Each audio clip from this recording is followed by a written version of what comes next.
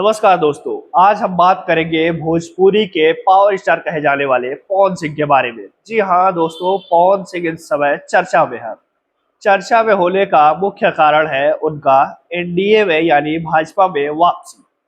आज हम बात करेंगे एनडीए में वापसी आने पर क्या कुछ उनके बारे में चर्चा हुई, उनके उपेंद्र कुशवाहा से मीटिंग को लेकर के क्या किसने बोला, और साथ ही साथ सबसे महत्वपूर्ण उनकी पत्नी ज्योति सिंह द्वारा लगातार सोशल मीडिया पर उनको लेकर के जो पोस्ट किए जा रहे हैं उस पर भी चर्चा करेंगे।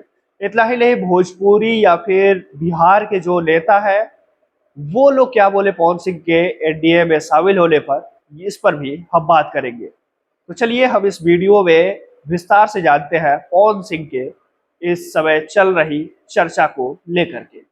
तो दोस्तों, पवन सिंह की जो वापसी हुई है एनडीए में, ये कोई छोटी बात नहीं है। पवन सिंह की वापसी की चर्चा इसलिए भी हो रही है क्योंकि पवन सिंह जो भाजपा के ही कार्यकर्ता या नेता माने जाते थे, लेकिन 2024 में वो भाजपा से अलग हुए। अलग इसलिए हुए क्योंकि उनको टिकट मिला भाजपा से और फिर वो टिकट वापस ले लिया गया। और वापस लेने के बाद पवन सिंह निर्दलीय चुनाव लड़ते हैं काराकाट से। काराकाट से उपेंद्र कुशवाहा भी चुनावी मैदान में थे, एनडीए के प्रत्याशी थे। लेकिन दोस्तों, यहाँ पर उपेंद्र कुशवाहा को चुनाव हारना पड़ता है, और न सिर्फ हारना पड़ता है बल्कि पवन सिंह से भी कम वोट मिले थे। यानी कि पवन सिंह की क्या पावर है, क्या पहुंच है और कितनी ताकत है, ये आप भी समझ सकते हैं और भाजपा भी समझ गई थी। जी हाँ दोस्तों, पवन सिंह को 3.25 लाख वोट मिले थे। लगभग 2,74,000 75,000 वोट लोकसभा चुनाव में उन्हें मिला था। न सिर्फ वोट मिले थे बल्कि उनकी रैलियों में जिस तरीके से लाखों लाख की संख्या में भीड़ आ रही थी, वो पवन सिंह की ताकत को बयां कर रही थी और भाजपा को हिला के रख दी थी।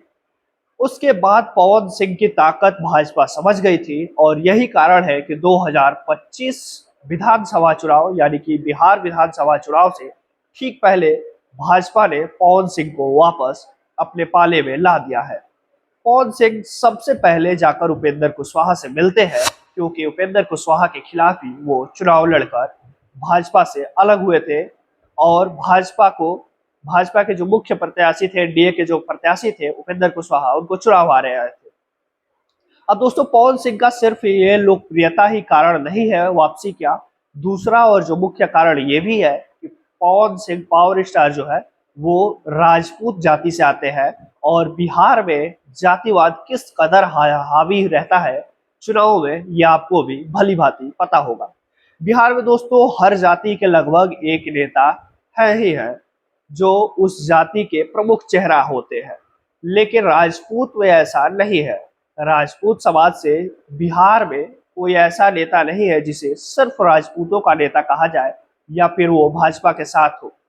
वैसे तो सारे पार्टियों में राजपूत नेता है, लेकिन कोई मुख्य चेहरा नहीं है। शायद भाजपा को ये पता लग गया होगा कि राजपूतों को साधने का एक तरीका ये भी हो सकता है। तो दोस्तों, इसमें अब हम बात करते हैं कि किसने क्या कुछ कहा। वैसे तो सबने कुछ ना कुछ कहा, लेकिन प्रमुख रूप से पवन सिंह के जो सबसे बड़े कंपटीटर माने जाते हैं, यानी भोजपुरी के ट्रेंडिंग स्टार कहे जाने वाले खेसारी लाल यादव। खेसारी लाल यादव ने कोई भी हमला तो नहीं बोला। उन्होंने कहा वो कल भी सही थे और वो आज भी सही है। पहले वो अभिनेता थे और अब वो नेता बन चुके हैं। यानी उनका कहना साफ था कि वो समय के साथ जो समय की डिमांड थी उस हिसाब से वो अपना निर्णय ले रहे हैं, और उन्होंने कहा कि वो जो भी निर्णय ले रहे हैं वो उनके हिसाब से सही है। तो यानी कहीं ना कहीं खेसारी लाल यादव का ये जो रिप्लाई था, जो ये रिएक्शन था, वो पॉजिटिव ही माना जाएगा। इसके बाद बात करें तो तेज प्रताप यादव ने भी इस पर टिप्पणी किया। तेज प्रताप यादव ने तंज कसते हुए कहा कि पहले हमारे पैर में आकर गिरे थे और अब किसी दूसरे के पैर में जाकर गिर गए हैं। यानी कहीं ना कहीं तेज प्रताप यादव ने तंज कसा। हालांकि तेज प्रताप यादव भी इस समय अपने परिवार और पार्टी से अलग होकर खुद का एक नया पार्टी तैयार किया है, नया पार्टी बनाए है, और उसी से वो चुनाव भी लड़ेंगे। अब दोस्तों बात करते हैं हम तीसरे व्यक्ति की जिसने पवन सिंह के भाजपा वापसी पर टिप्पणी की, और वो है रितेश पांडे। दोस्तों, रितेश पांडे भी इस समय चुनावी मैदान में है।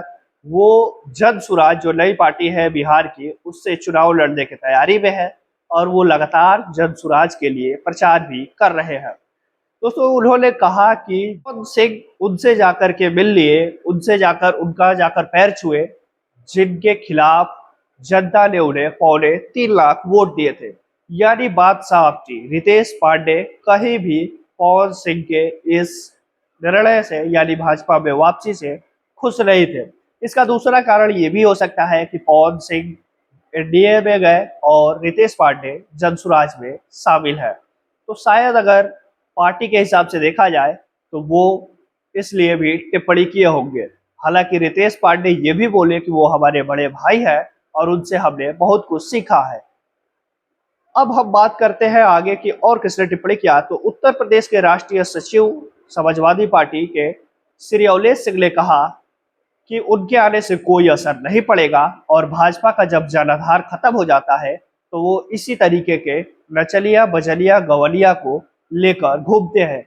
यानी उनका बात स्पष्ट था कि पवन सिंह के एनडीए वापसी से कोई बिहार चुनाव पर असर पड़ने वाला नहीं है। इसके अलावा दोस्तों बिहार के सुधीर सिंह भी इस पर टिप्पणी किए। बिहार के सुधीर सिंह पवन सिंह के एनडीए वापसी पर और पैर छूने पर डांटते हुए पवनवा कहकर बुलाए। हालांकि वो बाद में फिर एक वीडियो पोस्ट करते हैं और कहते हैं कि वो हमारा छोटा भाई है। ये सिर्फ उन्हें अधिकार है कुछ कहने का और किसी को ये अधिकार नहीं है। इसके अलावा दोस्तों ट्विटर और सोशल मीडिया पर दो तरह के मीम्स और ट्वीट वायरल हुए। पहला ये कि कुछ लोग उन्हें थूक कर चाटने वाले बताए, तो वही दूसरे लोग बोले कि ये एक अच्छी बात है कि पहले आपने स्वाभिमान के लिए चुनाव भी लड़े और फिर समय की मांग थी कि भाजपा में वापसी करे तो वो वापस भी हो गई। यानी कि कहीं ना कहीं एक तरफ उनका समर्थन मिल रहा था तो एक तरफ उनको विरोध का सामना करना पड़ रहा था। अब हम दोस्तों बात करेंगे उनकी धर्मपत्नी ज्योति सिंह के बारे में।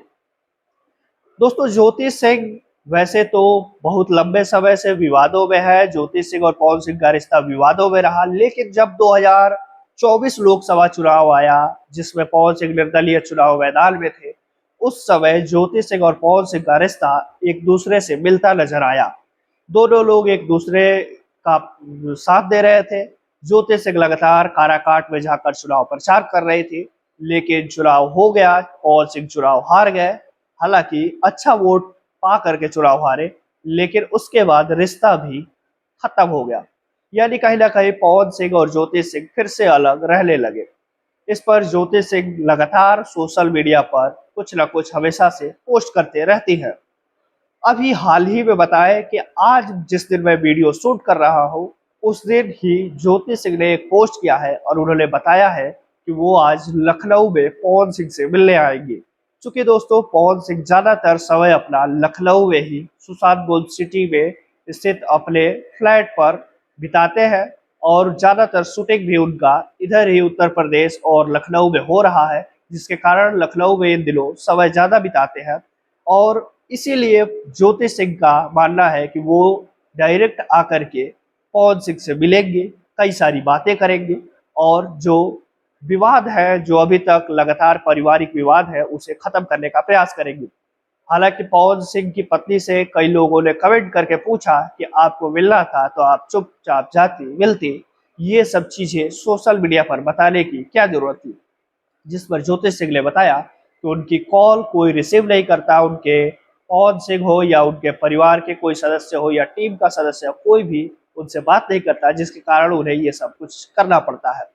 अब दोस्तों देखना होगा कि क्या पवन सिंह ज्योति सिंह से आज मिलते हैं या फिर हर बार की तरह उन्हें निराशा हाथ लगती है, यानी ज्योति सिंह को निराशा हाथ लगती है, ये भी देखने वाली बात होगी। दोस्तों अब मैं बात करता हूँ आपसे कि क्या आपको लग रहा है क्या पवन सिंह भाजपा में वापस आए हैं, एनडीए में वापस आए हैं, इससे बिहार विधानसभा चुनाव में भाजपा और एनडीए को कोई बड़ा फायदा मिलेगा या नहीं? इस पर आप हमें कमेंट बॉक्स में जरूर बताइएगा। साथ ही साथ ये भी बताइएगा कि क्या पवन सिंह को वापस भाजपा में आना चाहिए था या फिर नहीं।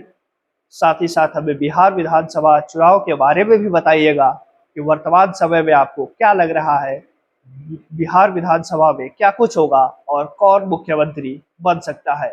इस वीडियो में फिलहाल इतना ही। आगे हम फिर किसी अन्य टॉपिक पर अगले वीडियो में मिलेंगे। तब तक के लिए धन्यवाद।